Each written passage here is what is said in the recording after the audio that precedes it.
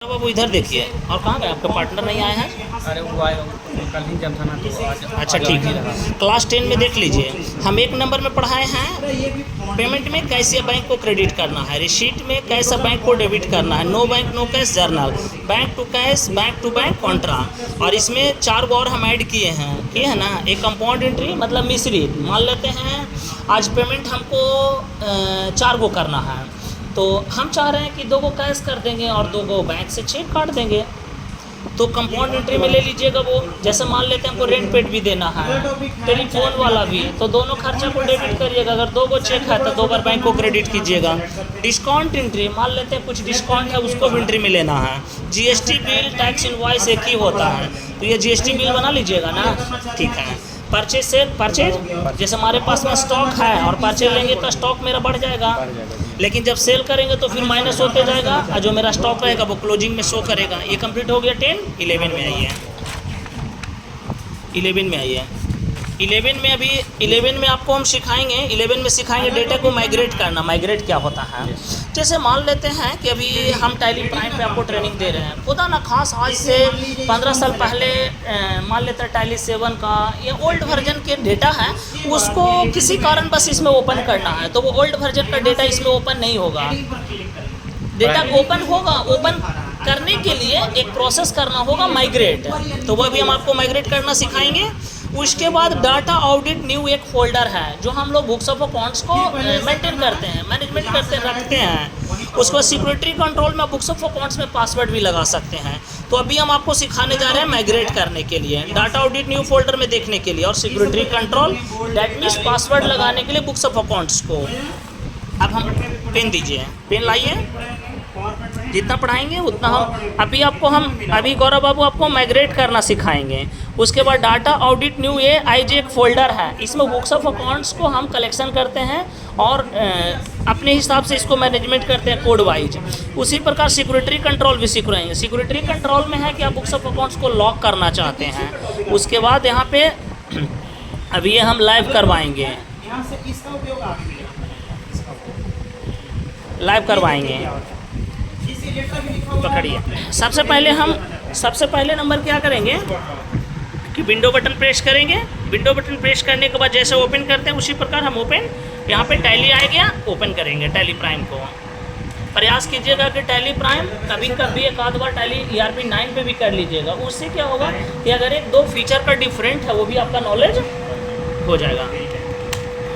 Tally जो है ये टैली का मेन लेआउट है, ये तो हम लोग रोज लेआउट देखते हैं, ये टैली का मेन लेआउट है। चलिए सबसे पहले डेटा को माइग्रेट सिखाएंगे। माइग्रेट क्यों करते हैं आप बताइए? माइग्रेट जो मान लेते हैं वो डेटा काफी पुराने वर्जन का है और वो अकाउंट्स में एक बात याद रखिएगा कि हिसाब किताब कभी सड़ता गलता नहीं है।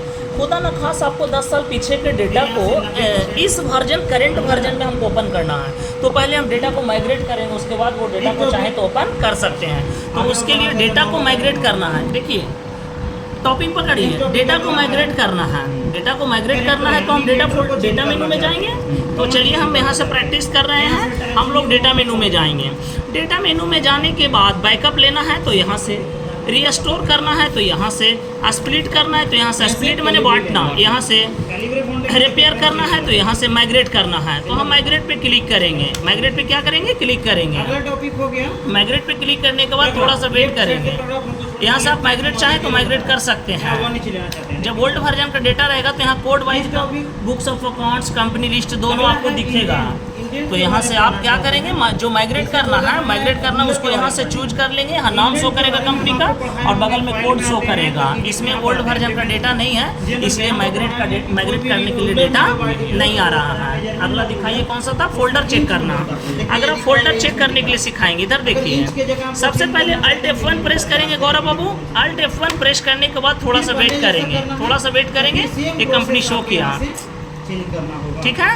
उसके बाद थोड़ा सा वेट करेंगे और यहाँ पे देखिए ये आपको ये शो कर रहा है, ये आपको शो कर रहा है कि ये जो डेटा फोल्डर है, ये जो आप एक मिनट, ये जो डेटा रह दीजिए, ये जो डेटा फोल्डर है, इन्होंने ये जो बुक्स ऑफ अकाउंट शो कर रहा है वो डेटा फोल्डर का है। अभी हम लोग कहाँ पे हैं? डेटा फोल्डर में हैं। डेटा फोल्डर में इतनी सारी बुक्स ऑफ अकाउंट्स है। आपको कहना है कि सर एक मेरा कंपनी है, हम 4-5 सेक्टर में काम करते हैं, प्रोजेक्ट का भी काम कर सकते हैं, रियल एस्टेट में भी काम करते हैं, एजुकेशन में भी काम करते हैं। तो सर एक ऐसा कीजिए कि एक फोल्डर में मेरा निजी कंपनी हो, मतलब अपना कंपनी हो, बुक्स ऑफ अकाउंट्स।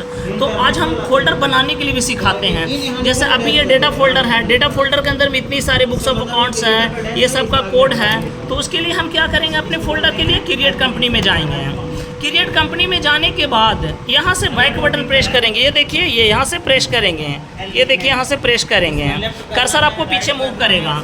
उसके बाद हम इंड बटन प्रेस करेंगे। आपको कहना है सर डेटा फोल्डर में इतने सारे बुक्स ऑफ अकाउंट्स रखे हुए हैं, सबका कोड सहित, हम अपना फोल्डर बना के अपना बुक्स ऑफ अकाउंट्स को उसमें स्टोर करना चाहते हैं, संचय करना चाहते हैं। तो उसके लिए हम क्या करेंगे, यहाँ से देखिए, ये यहाँ पे आ जाइएगा और यहाँ पे आने के बाद इस प्रकार से दे लीजिएगा।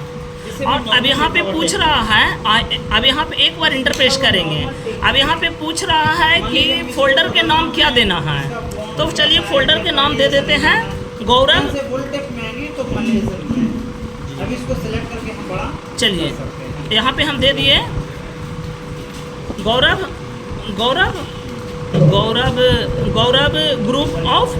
Group of company, Gaurav group of company कर दिए, यानी गौरव ग्रुप ऑफ कंपनी का एक फोल्डर बनाया है। अब इसके अंदर ये स्पेलिंग ध्यान रखिएगा, स्पेलिंग अगर इधर हो जाएगा ना तो वो हम लोग सर्च नहीं कर पाएंगे। तो ऐसा करते हैं, ओनली गौरव ही रखते हैं, ओनली गौरव।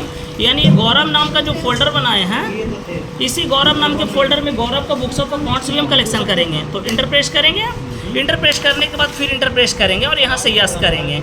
ये देखिए हम लोग ये देखिए पहले डेटा फोल्डर में हम लोग कलेक्शन कर रहे थे डेटा, अब गौरव फोल्डर में कलेक्शन होगा। अब इंटरप्रेस करेंगे। अब पूछ रहा है कि गौरव फोल्डर भी क्रिएट हो गया, लेकिन जो कंपनी या बुक्स ऑफ अकाउंट्स जो क्रिएट कर रहा है वो किस नाम से शो करेंगे। तो आपको कहना है सर हम काम करते हैं कंस्ट्रक्शन लाइन में, तो यहाँ दे देते हैं गौरव सिंह कंस्ट्रक्शन लिमिटेड। ये बुक्स ऑफ अकाउंट्स आपका है।